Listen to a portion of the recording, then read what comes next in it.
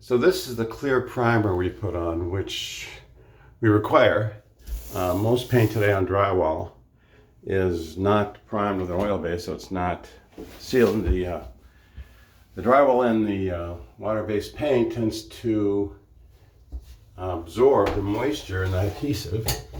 And over a period of time, of course, it sticks really well to the wall covering does. However, the wall covering can actually come loose in the seams. So we put this up just to prevent that moisture from going away and causing the wall covering to come loose on the seams in the future.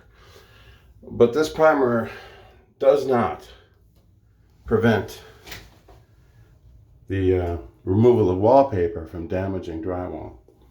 Just so you know. Now, there's other options we have to do that.